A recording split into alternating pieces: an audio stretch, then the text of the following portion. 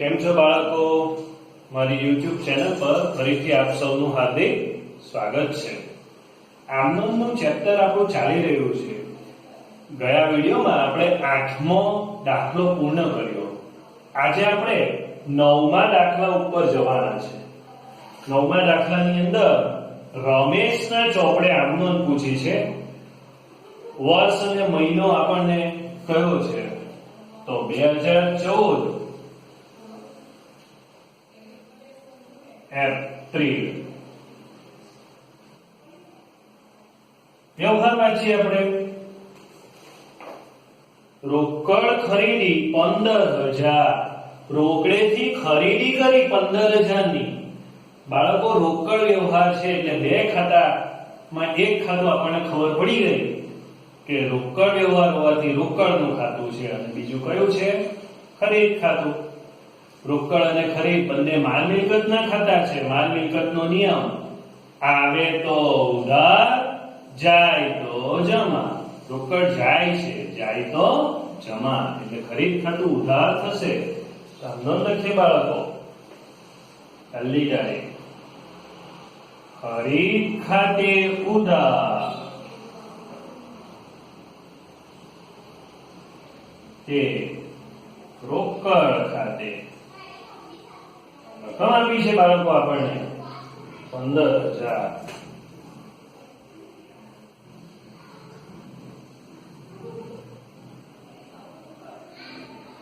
બાબત છે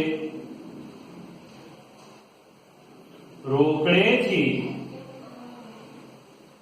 ખરીદી કરી। પાછી પહેલી તારીખ કારણ કે વ્યવહાર અધૂરો છે, ધ્યાન આપો અંદર। રોકડ વેચાણ 14,000। રોકડ વ્યવહાર છે એટલે એક ખાતું રોકડનું અને બીજું વેચાણનું, બંને કોના ખાતા?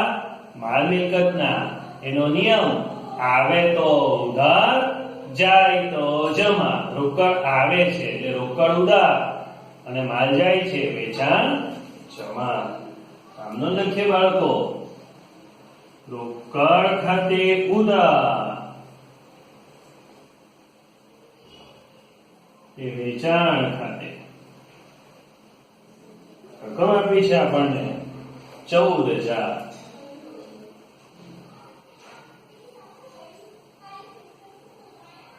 બાબત છે રોકડ વેચાણ કરી। આગળ વધીએ, 5મી તારીખ અંગત માલ સ્ટોક ધંધામાં લાવ્યા। બાળકો તમને ખબર છે કે ધંધાનો માલિક ધંધામાં લાવે એને મૂડી કહેવાય। મૂડી શું કરશું? જમા, કારણ કે મેં કીધેલું કે મૂડી હોય તો માલિક લાભ આપે। અને ધંધામાં જુઓ શું લાવ્યા છે? માલ સ્ટોક।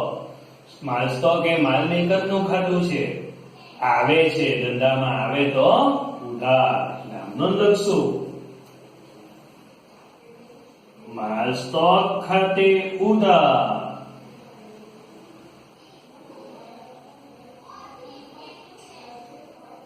તે મૂડી ખાતે। ધંધામાં લાવે એને મૂડી કહેવાય। રકમ આપણને આપી છે 10,000।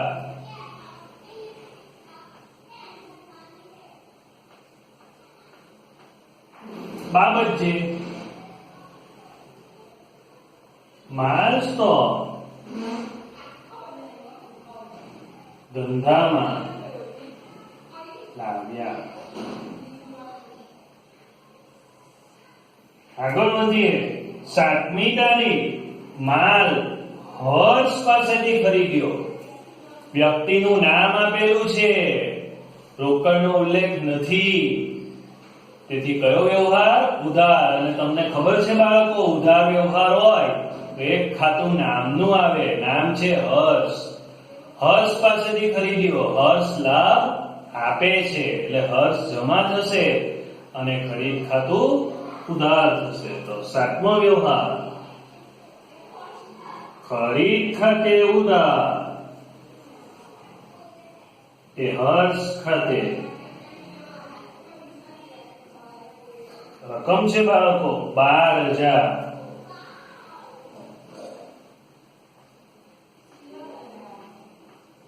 બાબત છે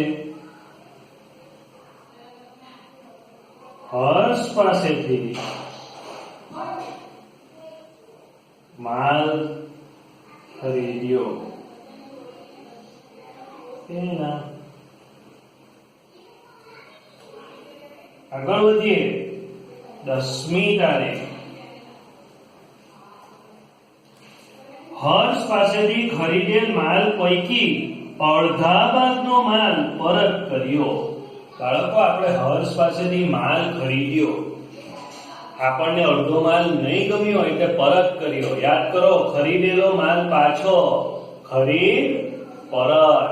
ખરીદેલો માલ પાછો હોય તેને આપણે ખરીદ પરત કહીશું. કોણે પરત કર્યો? હર્ષે. હર્ષ પાસેથી કર્યો એટલે આપણે હર્ષને પરત કર્યો.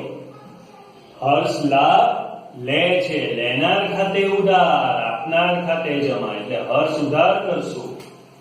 આમનો લખશું હર્ષ ખાતે ઉધાર.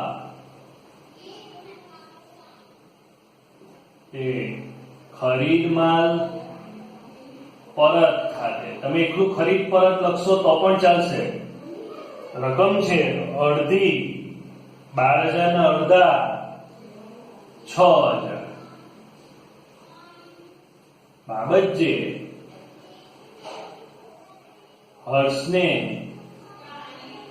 માલ પરત કર્યો. આગળ વધીએ 12મી તારીખ રમીલા પાસેથી 10,000 નો માલ ખરીદ્યો, અડધા નાણાં ચેકથી ચૂકવા. આગળ આવો વ્યવહાર આવી ગયો છે, થોડો રોકડ થોડો ઉધાર. સૌપ્રથમ તો આપણે માલ ખરીદ્યો એટલે ખરીદ ખાતું છે, માલ આવે છે, આવે તો ઉધાર, એટલે આપણે પહેલા ઉધારનું ખાતું કરી નાખીએ. રકમ જોઈએ અંદર 12મી તારીખ ખરીદ ખાતે ઉધાર. રકમમાં જુઓ કેટલાનો માલ ખરીદ્યો છે? 10,000 નો. હવે ખાસ ધ્યાન આપો, અડધાના ચેકથી ચૂકવ્યા. પૈસા આપણે નથી આપ્યા, બેંકે આપ્યા છે. બેંક લાભ આપે છે, લેનાર ખાતે ઉધાર, આપનાર ખાતે જમા. બેંક ખાતે અડધી રકમ 5,000.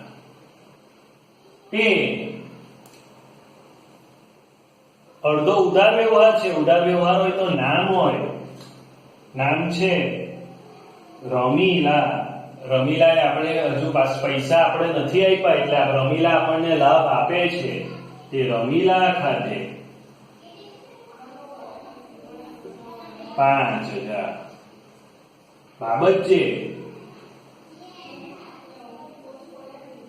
રમીલા પાસે માલ ખરીદ્યો.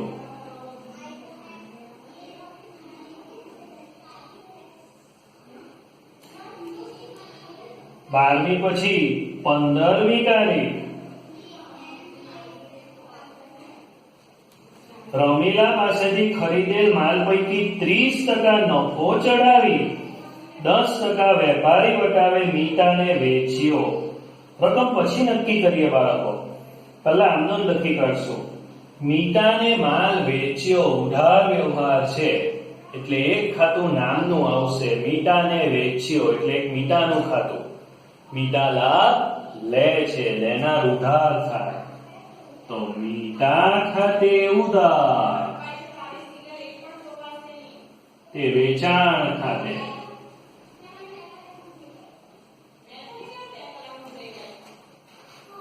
ચાલો કેલ્ક્યુલેટર પર કામ કરીશું. 10,000 વત્તા 30%. 10,000 વત્તા 30%. નફો પ્લસ કરવાનો. કેલ્ક્યુલેટર પર લખીશું 10,000 વત્તા 30%. એટલે રકમ આવશે 13,000. અને ધ્યાન રાખજો વેપારી વટાવ માઇનસ થાય. એટલે વેપારી વટાવ માઇનસ કરશું બાળકો. 13,000 માંથી 10% માઇનસ કરીએ તો રકમ આવશે 1,300. હવે 13,000 માંથી 1300 બાદ કરો બાળકો, 13,000 માંથી 1300 બાદ કરીએ તો રકમ આવશે 11,700.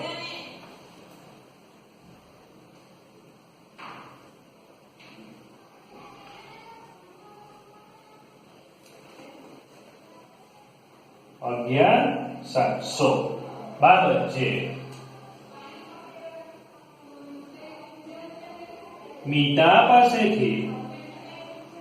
મીતાને 10% વેપારી વટાવે માલ વેચ્યો. ધ્યાન રાખજો, વેપારી વટાવ બાદ કરવાનો, પરંતુ એની ચોપડે નોંધ નહીં થાય. નફો પ્લસ કર્યો અને વેપારી વટાવ માઇનસ કર્યો. 18મી તારીખ મીતાએ 1,000 નો માલ પરત કર્યો. મીતાને માલ વેચેલો બાળકો, વેચેલો માલ પાછો, વેચાણ પરત. અને મીતાનું ખાતું, વેચાણ પરત કોનું? માલ મિલકત. આવે તો ઉધાર, જાય તો જમા.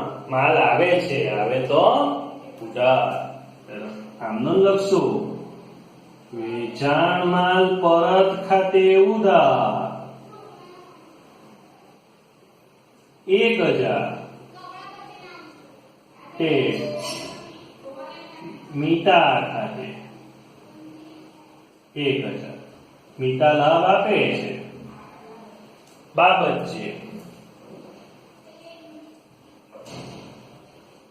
મીતાએ માલ પરત કર્યો તેના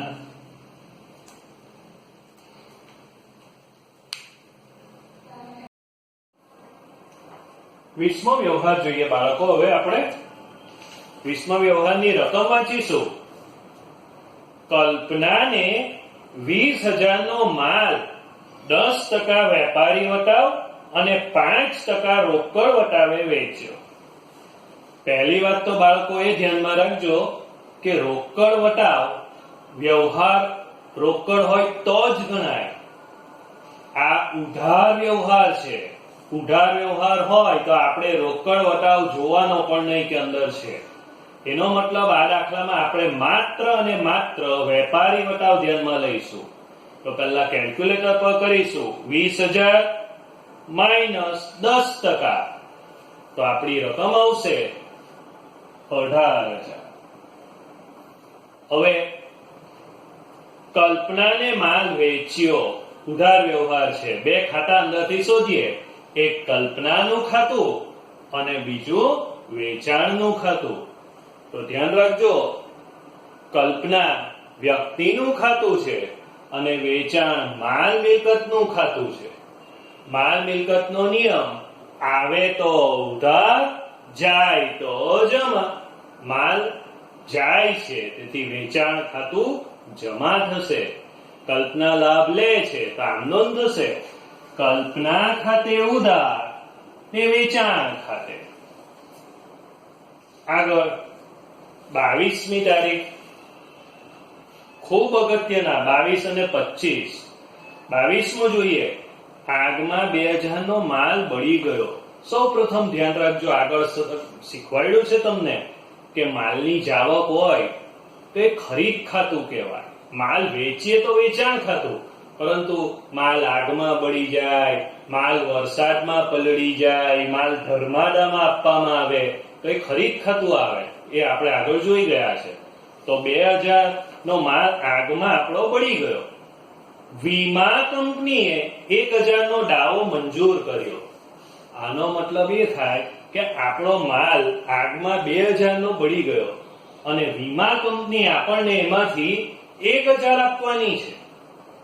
સીધો મતલબ એ કે 1,000 આપણને આપવાની નથી. કેટલું નુકસાન ગયું?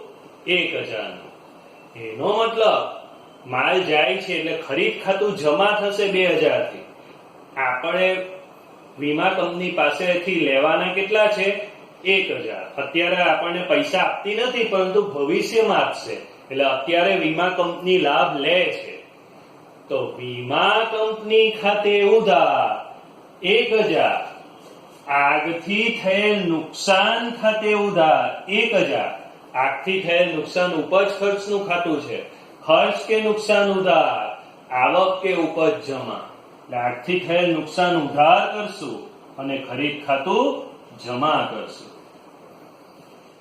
સેમ એના જેવો બાળકો 25મો, માલ વરસાદમાં પલળી ગયો, જે વેચતા 200 ઉપજ્યા. તો આ પણ માલની જાવક થઈ એટલે ખરીદ ખાતું જમા થશે. પરંતુ ફરક શું પડ્યો કે ઉપરના વ્યવહારમાં માલનો વીમા કંપનીએ દાવો મંજૂર કરેલો, આમાં વીમા કંપનીનો દાવો નથી. આની અંદર આપણને રોકડા મળી જાય છે એટલે વીમા કંપનીની જગ્યા પર ખાલી રોકડ આવશે. પેલામાં માલ આગમાં નુકસાન થયેલો એટલે આગથી થયેલ નુકસાન લખેલું, આમાં વરસાદ છે એટલે વરસાદથી થયેલ નુકસાન લખવાનું. આટલો જ ફરક. તો કેટલું નુકસાન ગયું? રોકડા આપણા પાસે 200 આવી ગયા, નુકસાન કેટલું થયું? 300. આમ નોંધ થશે રોકડ ખાતે ઉધાર, વરસાદથી થયેલ નુકસાન ખાતે ઉધાર 300, તે ખરીદ ખાતે 500. આગળ માલ મફત નમૂના તરીકે મળ્યો. આપણને મફત મળ્યો છે, એનું મૂલ્ય નાણાંમાં અંકાતું નથી, તેથી તે બિનઆર્થિક વ્યવહાર છે. આમ નોંધ થશે નહીં. 29મી તારીખ, મફત નમૂના તરીકે મળેલો માલ 400 માં વેચ્યો.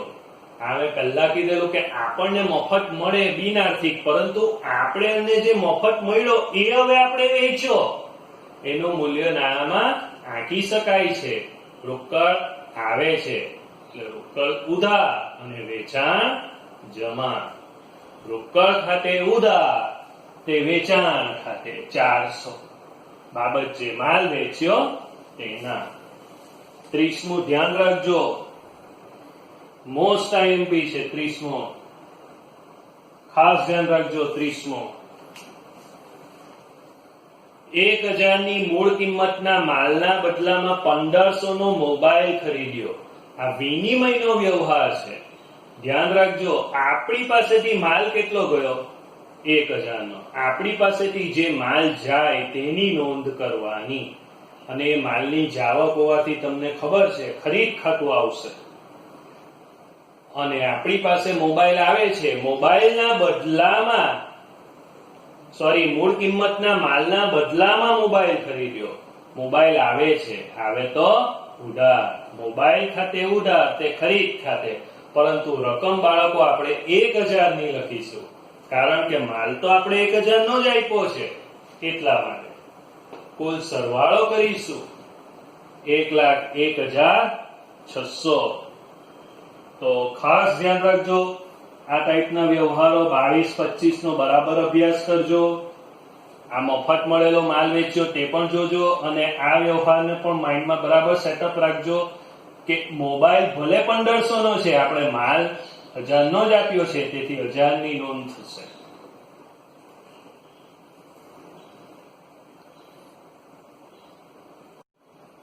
બાળકો હવે આપણે 10મો દાખલો જોઈએ. શ્રી લક્ષ્મણ ચંદેરાની આમ નોંધ. આ દાખલાનો ખૂબ મહત્વનો મુદ્દો બોર્ડ ઉપર લખ્યો છે, તે ધ્યાનથી સમજી લો. ઘણી વખત બાળકો આપણે માલ ખરીદતા હોઈએ છે, માલ ખરીદતી વખતે આપણને ખર્ચો થાય છે. તો માલ ખરીદતી વખતે જો આપણને જે ખર્ચો થાય એ ધ્યાન રાખશું કે માલમાં ઉમેરશું નહીં. માલ ખરીદતા થયેલ ખર્ચ માલમાં ઉમેરવો નહીં. પરંતુ ઘણી વખત આપણે જમીન, મકાન, ફર્નિચર, યંત્ર આવી બધી મિલકતો ખરીદતા હોઈએ છે, અને આ મિલકત ખરીદતી વખતે જો કોઈ આપણને ખર્ચો થાય તો ધ્યાનમાં રાખજો કે એ ખર્ચો અંદર આપણે ઉમેરી લેવો પડે. દાખલા તરીકે 5000 નું યંત્ર ખરીદ્યું અને યંત્ર ખરીદતા 200 મજૂરી થઈ, તો યંત્ર 5000 નું નહીં કહેવાય, 5200 નું કહેવાય. આ ધ્યાનમાં રાખજો. મિલકત ખરીદતા થયેલો ખર્ચ મિલકતમાં ઉમેરી લેવો, પણ માલ ખરીદતા થયેલો ખર્ચો ઉમેરવો નહીં. તો પહેલી રકમ જોઈએ આપણે 20,000 નું યંત્ર ચેકથી ખરીદ્યું અને યંત્ર ગોઠવણીનો ખર્ચ 500 થયો.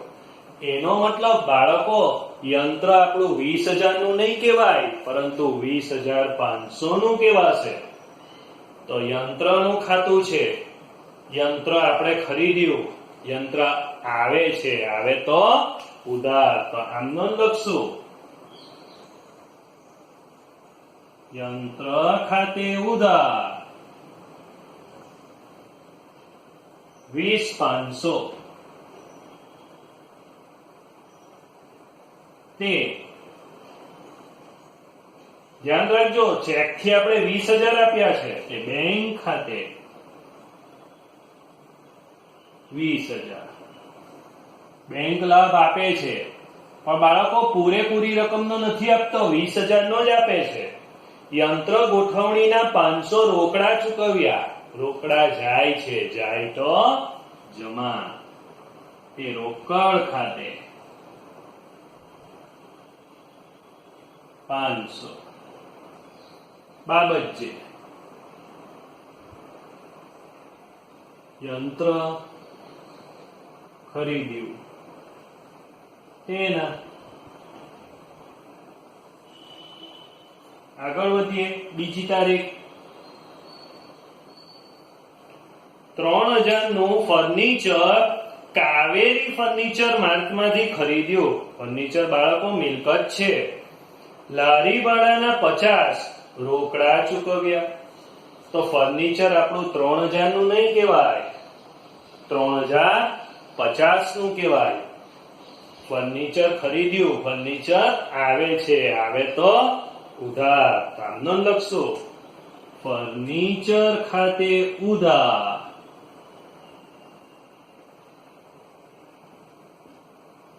3,050.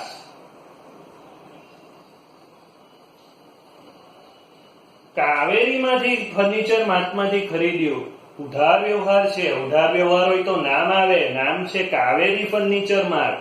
કાવેરી ફર્નિચર માર્ટ લાભ આપે છે, પરંતુ 3,000 નો જ આપે છે. તે કાવેરી ફર્નિચર માર્ટ ખાતે 3,000. બાળકો રોકડા જાય છે 50, એ રોકડ ખાતે 50. બાબત છે ફર્નિચર ખરીદ્યું તેના.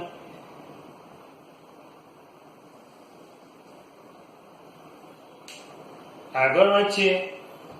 મહાલક્ષ્મી મિલના 50 શેર સોના ભાવે ખરીદ્યા અને શેર દીઠ 20 પૈસા દલાલી સહિત નાણાં ચેકથી ચૂકવ્યા. તો બાળકો કેલ્ક્યુલેટરનો ખાસ ઉપયોગ કરીશું આમાં.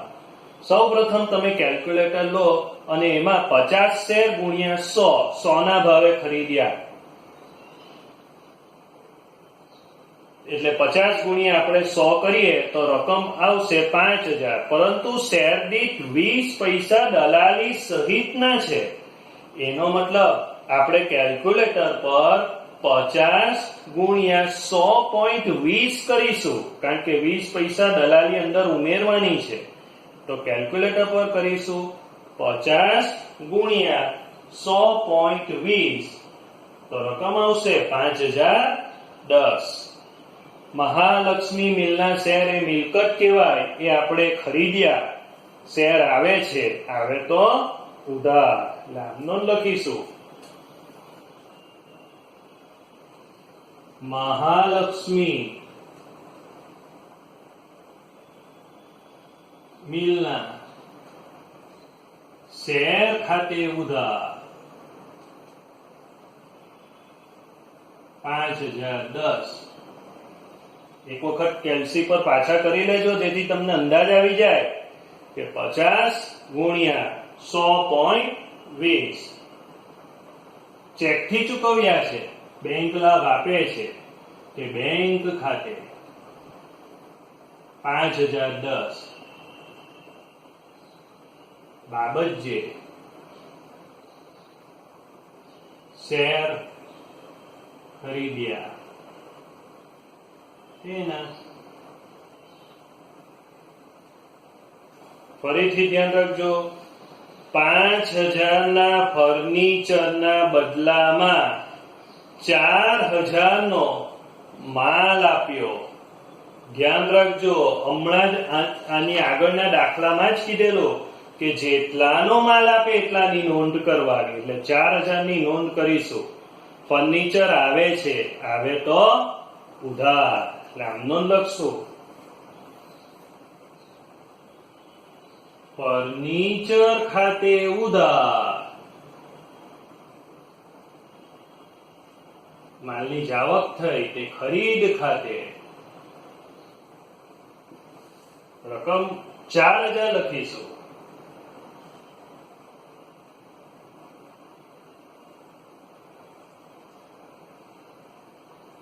બાબતજે માલના બદલામાં ફર્નિચર ખરીદ્યું.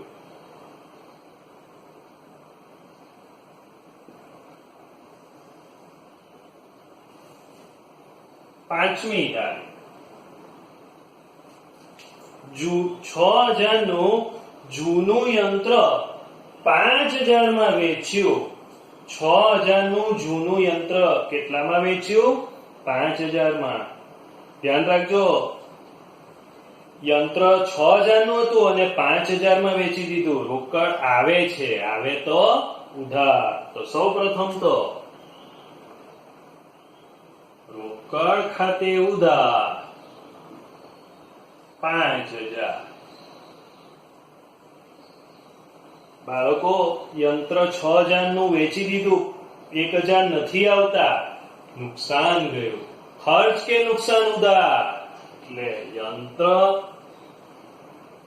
વેચાણ નુકસાન ખાતે ઉધાર.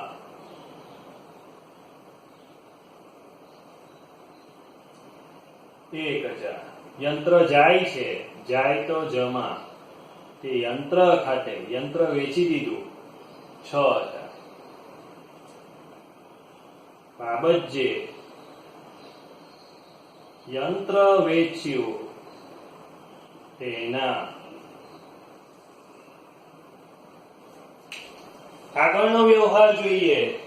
6મી તારીખ 50000 માં જમીન ખરીદી, 2000 ખર્ચો થયો, નાણાં રોકડા ચૂકવ્યા.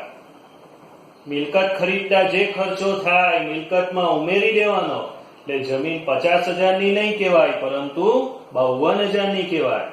જમીન આવે છે, આવે તો ઉધાર, અને નાણાં રોકડા જાય છે, જાય તો જમા. નામનો લખશું. જમીન ખાતે ઉધાર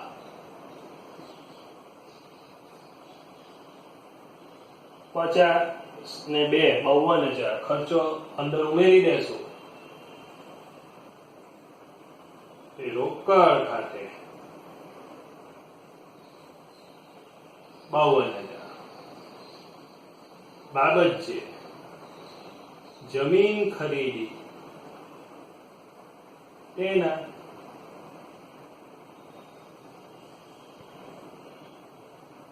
કુલ સરવાળો. આપણને ખબર છે કે કુલ સરવાળો કરીએ ત્યારે એક સરવાળામાં પતલી લાઈન ખેંચવામાં આવે છે. તો કેલ્ક્યુલેટર પર બંને બાજુનો આપણે સરવાળો કરીશું. તો સરવાળો આવશે 90500.